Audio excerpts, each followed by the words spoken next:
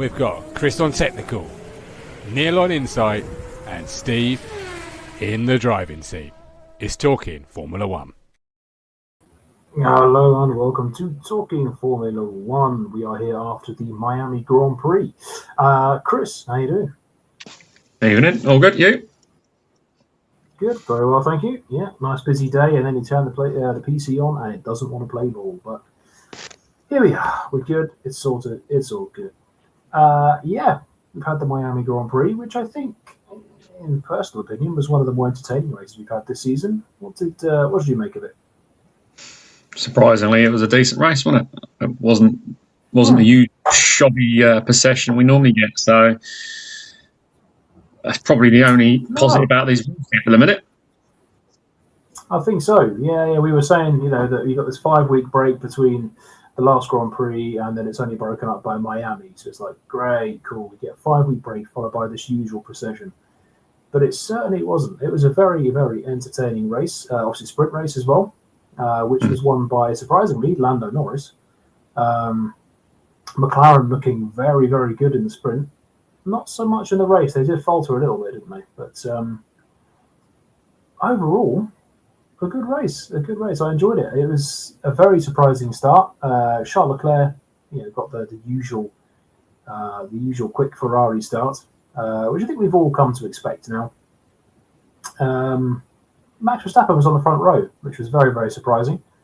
Red Bull seemed to have turned it up and seemed to have got something sorted. What do you reckon? McLaren should have won the race, both races. If I'm honest, they should have won the Grand Prix. They got that inherent problem still, even though they've improved the car no end.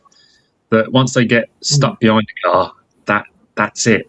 If they pitted first, he would have won the race if he pitted first. Simple as that. He had enough pace in the car to hold Kimi off. Max being second on the grid wasn't surprised. Qualifying wise, I'm not surprised he put it there. I think the sprint and the race showed that he probably didn't have the pace for McLaren's, Mercedes, and probably Charles, which is probably where their problem lies. So all good. We got 3 teams plus Max now. Hopefully, obviously Mercedes bring their update in Canada, so hopefully that's not a biggie. So they don't jump another step forward ahead of everybody else. 4 teams effectively now, all within a couple of attempts is what we want to see. Yeah, absolutely. And it was a strange case, wasn't it, of the Red Bull drivers being disappointing rather than the Red Bull car, like it has been so far this season, because Hadjar disqualified for qualifying, but then of course he had the only lasted a few laps before his car was in the wall. And then it all kicked off because you had Gasly suddenly tipped upside down and then up at an angle in the wall as well, thanks to Liam Lawson. I all started going a bit mad there. But yeah, Max Verstappen with a very uncharacteristic, un-Max-like error on lap 1. It gave him all the work to do, didn't it? Because he suddenly found himself battling for the lower reaches of the points after an error. I thought there was a bit of contact initially at first, but then just he lost the card in the end. There's no saving that. Just a small torque spike by the looks of it, which caught him out. So it shows even he's human. I think they're all experiencing it this season, aren't they? Those torque spikes. So he managed to keep his foot on it and turn it around and get it moving in the right direction quick enough, so it didn't lose him too much time or places. But it's very uncharacteristic for him, which, I didn't mind it. No, it was odd to see, wasn't it? We've seen it a few times. Charles Leclerc had it at the end of the race as well. After a great race for Charles Leclerc, suddenly he found himself down in P8 with penalties and stuff because good choice for being, by the way, because he had that spin, coming into the final lap. He just decided to make his own racing lines because the car couldn't turn. Charles Leclerc had that spin. Max Verstappen had the spin. Oscar Piastri back in Melbourne as well. So it's something we're seeing quite a bit of, which is unusual, really, particularly for drivers like Oscar and Max, who are quite, aren't error prone. I mean, Charles Leclerc's always got a spin in him, unfortunately. But particularly with Max. But he did very well to save it and not end up collecting anyone, and the other drivers did well to not collect him. So yeah, I was expecting a little bit. Yeah, I think the biggest loser out of that was probably Lewis, because I watched the onboard and he almost had to stop, go right, and then that put him into Colapinto's wheelhouse to not really turn into turn 4, but turn 8, I think it is, which caused the damage, which then ruined Lewis's race. But a solid race actually from Colapinto, if honest. Top 10, bar the Lewis incident, largely untroubled.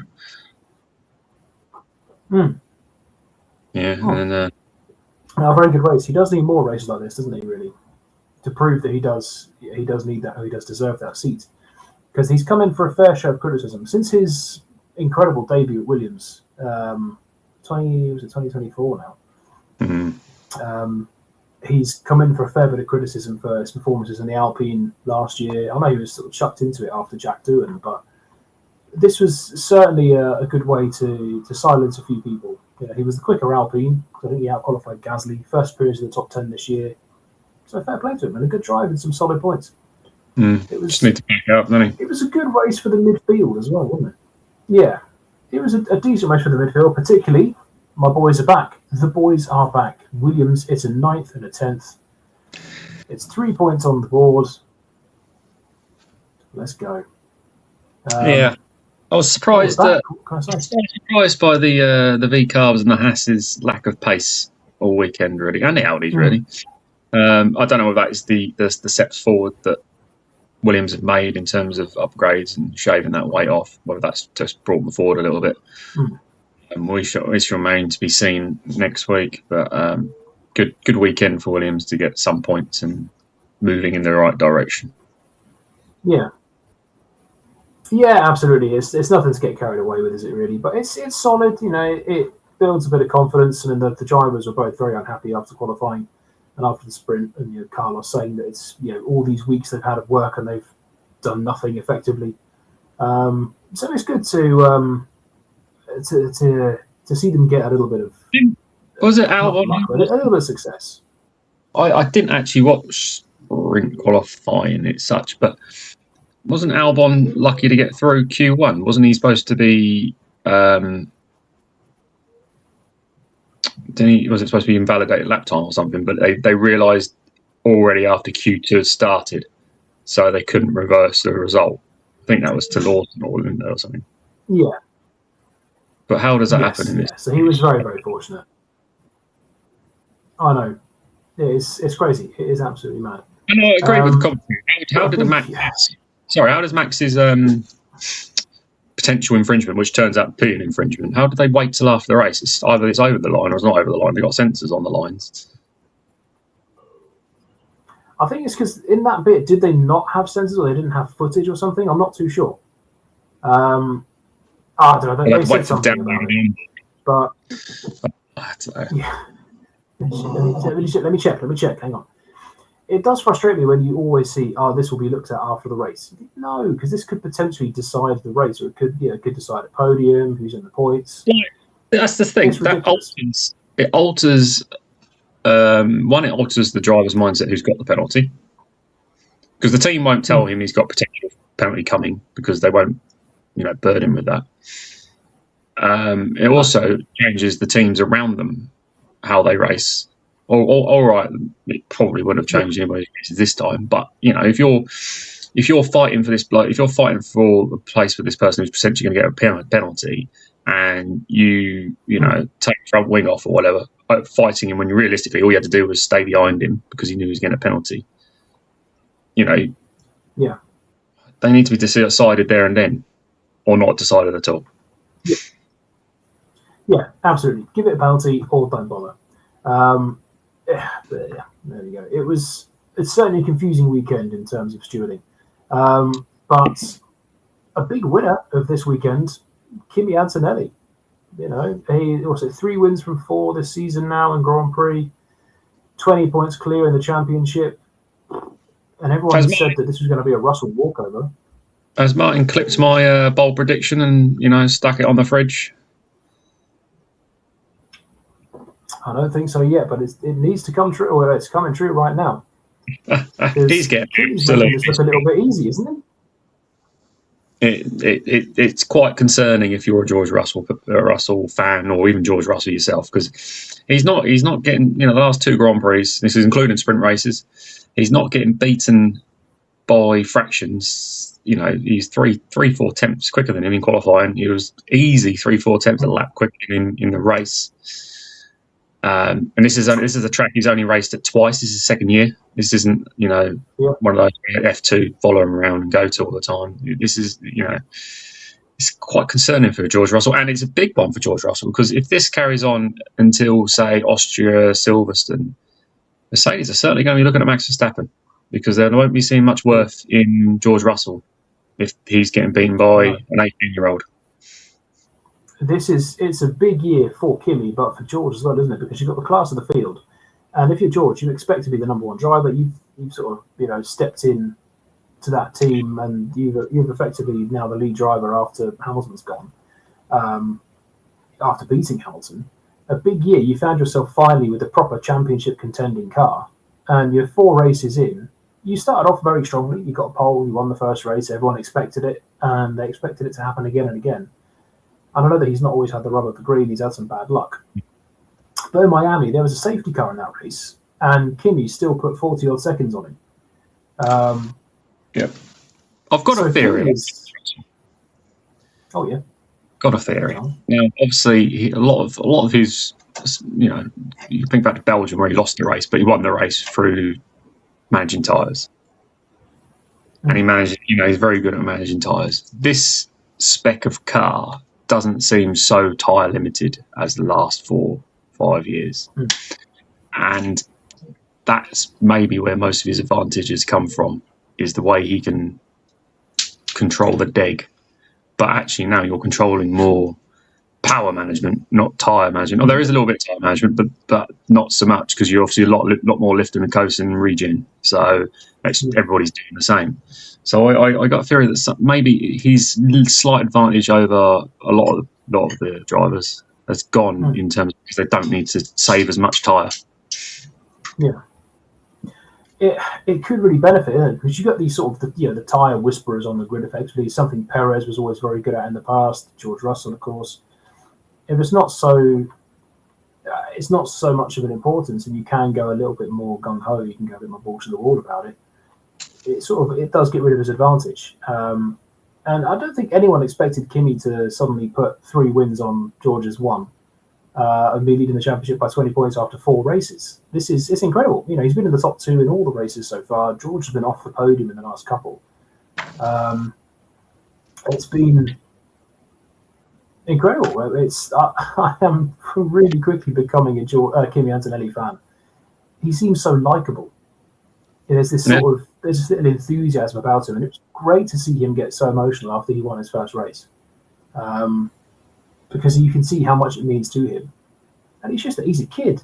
To see him in this position, that is fantastic. Was he the youngest championship leader? He joins a very, very finite group of drivers who've converted their first 3 pole positions into their first 3 race wins. Even some of the sport's greatest haven't done that. So it's incredible. Metal Jace, good evening, welcome in.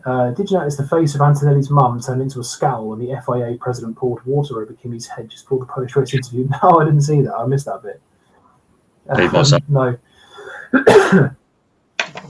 But it was quite funny to see that the other 2 who was on the podium with could drink champagne. Yeah. But Kimi couldn't, because drinking age in America. There's a bless him. He gets his rose water or whatever he'll have.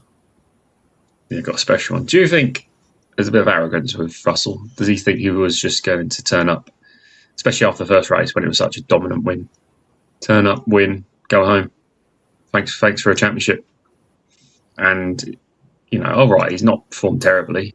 He's not done Perez, Verstappen type splits, but he's massively been outperformed in the last, well, you'd say 3 races, because 2 of them were sprint races, weren't they? So that's a race in itself with 2 of them combined. So I think, I don't know, maybe he just thought this might have been an easy slam dunker of a season. Yeah, I think so because most people expected him to turn up and sort of effectively brush Kimi aside. He's a young driver, second season, first time in what was widely tipped to be a championship contending car at least, which obviously it has been and it is. And it seemed that way, didn't it? After Australia, Kimi a good second place, but George was ahead, by some distance, and George looked by far the more comfortable driver. But since then, it's all gone Kimi Antonelli's way, and it's going to be getting in George's head. He's going to be thinking, "What can I do? What else have I got to do?" And depending on how the Mercedes upgrades go, it's not going to be as easy now as just beating your teammate because McLaren looked very good, certainly in the sprint race. Ferrari are looking quicker. If Red Bull are getting it together, then you've got another team in there as well. So it's going to be weighing on his head that he's already dropped a lot of points to Kimi. And you can't get now most likely not just a two-car fight. And you can't get outside that window where it becomes a point where you've got to be the number two. No. I know we're not nowhere near that really, are we? Right now. No. Right now, you say George is still the number one. He's the seasoned driver. He's the experienced one. He's more in tune with setups and that sort of thing. But how long before that starts to fade and they sort of it starts to swivel a little bit, and go Kimi's way? There'll come a time when Mercedes think, all right, the other teams are close, and Kimi is now our biggest hope. Yeah, exactly. But as you said, it's a big 6 races in terms of the driver market next season for George. Absolutely. Yeah, it's make or break, isn't it? I mean, if he loses the championship this year, then it's it's tricky. It is tricky. It's not a make or break as in he'll lose his F1 seat. He'll go to a Red Bull or a Williams or worst case Williams, but he'll lose. He doesn't want to get out of that Mercedes seat while they've got the number one car and the number one engine. No, that's it. Talking of number one engines to Formula 2 engines, a very, very good stat about Aston Martin that came out of Miami, which they seem to have a more competitive race, but sprint qualifying, wow, back row of the grid, Lance Stroll didn't set a lap time, and Fernando Alonso's quickest time, a 1:41.3, was it something like that? Either way, their quickest lap time was 0.2 slower than the slowest Formula 2 time. How do you mess up that badly that you would be last on the Formula 2 grid with a Formula 1 car? Unless they were deliberately running it as another test session where they were just testing things out. But they weren't that quick in the. They weren't. Did they finish ahead of the Cadillacs or not? I can't remember. But I think Fernando did. Yeah, I think. But to be fighting the Cadillacs with the budget resource and what they've done, even with this, and we're into the first upgrade territory as well. This, they've brought bits for this car. This would have been earmarked as a potentially, first upgrade package time. So, I mean, we thought Williams didn't do a very good job. I know. I was disappointed by Williams, but Aston Martin is a whole other level. At least Williams can score points now. This is HRT Virgin, Caterham territory of absolute nonsense. Do you remember you used to get those way back in the 90s? When you had these tiny little backmarker privateer teams, and they had the 107% rule, and there was always cars that didn't even pre-qualify, and then if they got into qualifying, never qualified for a race. Like your 40s, your Simtex, that sort of thing. Because they were just so slow. It's like that with Aston Martin. If they had pre-qualifying, they would not stand a chance. Still my child screaming. But it's crazy. But, some better news potentially coming out of Formula 1, apart from Aston being slower than a Formula 2 car. Apparently, Mohammed Ben Sulayem, certainly a divisive figure in Formula 1 and motorsport, has said that V8s are returning, earmarked for 2031. If manufacturers on board 2030, That's the best news I've heard for a lot. If there's truth in it and it's happening, that is the best news I've heard for a long, long time. I don't know what you think about that one. Well, it's too long for me, if I'm honest. But I suppose they've got exactly what they need. Exactly, they've got to go through all the rigmarole of design rules and regulations, and I suppose. So 4 years will probably be about right. But I can't see them not going back to fully ICEs, if I'm honest. I think the battery era has been and gone and not been very successful. Well, Toto Wolff was saying that they'd like it with some form of electrification. Whether that is it's minimal, which I can imagine, because I think they've realised that this is a bit of a mistake, going so heavy on it. V8s are cheaper, they're louder, they're better. Naturally aspirated, so you wouldn't have the turbo, so you'd lose a bit there. They'd be cheaper to make, cheaper to engineer. It's a winner. It is win-win. I mean, even if there's minimal electrification. If you think to build an engine, you just need some people who know how to build engines.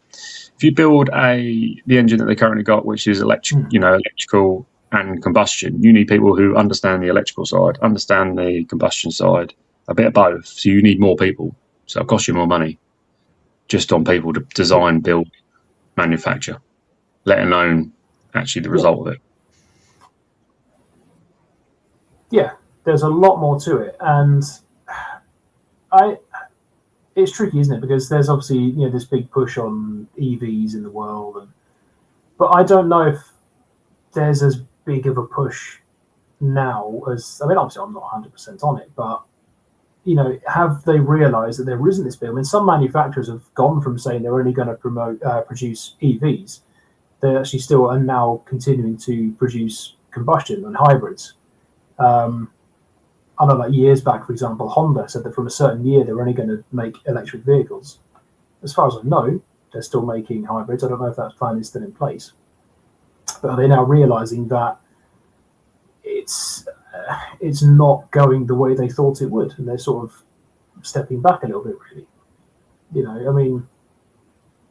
I'm of the frame of mind. I know Formula One has always been a formula for promoting technologies, innovation. Innovation's a massive part of Formula One, but there's the right innovation and there's the wrong. And the more irrelevant, shall I say. I always take the old innovation in F1 as soon as you get anything innovative, they ban it. They take it away.